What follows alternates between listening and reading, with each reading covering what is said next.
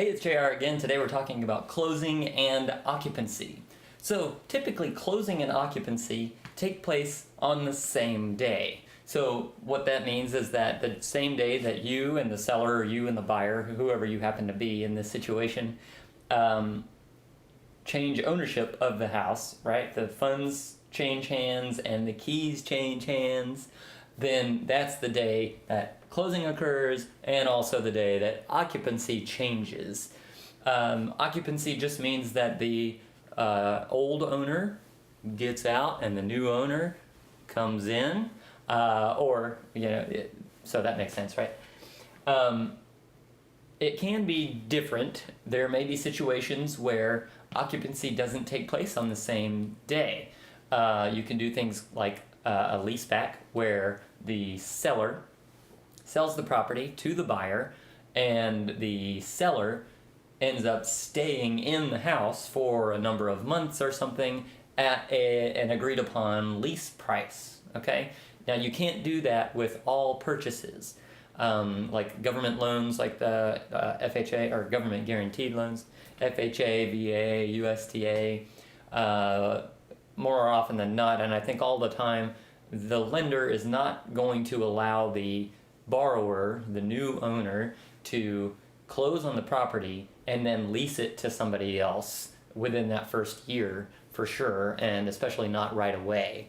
Because a lot of times those have to be your primary occupants or your primary residency and things like that. So if you're getting a mortgage, make sure you check and see that you can do that.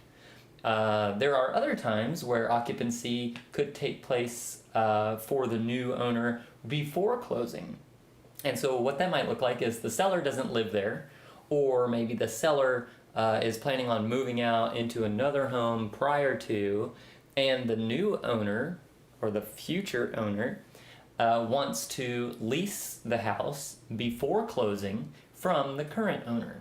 Now that's possible as long as, if the person's getting a loan, as long as the lease amount isn't going to mess up their ability to get the funding for the property at closing, then they can do that. So what that might say is, we can't close on the property until February, but we would like to move in December.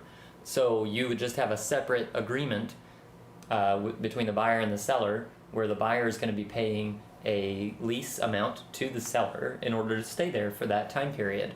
One thing I'll caution sellers on there is that if something happens and you don't get to the closing table, it's possible that you're going to run into an issue trying to get the tenant, who was supposed to be the future buyer, out of the house. So that you can sell that house to somebody else. So, think about all the different things that could come into play there and ask your realtor about what is possible, what might happen, and, some snags that could happen along the way. Okay, so I think that I covered a good bit about closing and occupancy, and then how you can do the different timings of that. If you have any questions about what I've said, or about something that you think I should have covered, then reach out to us and we'll be happy to answer those for you, or get the answer, or just discuss it with you. All right, thanks.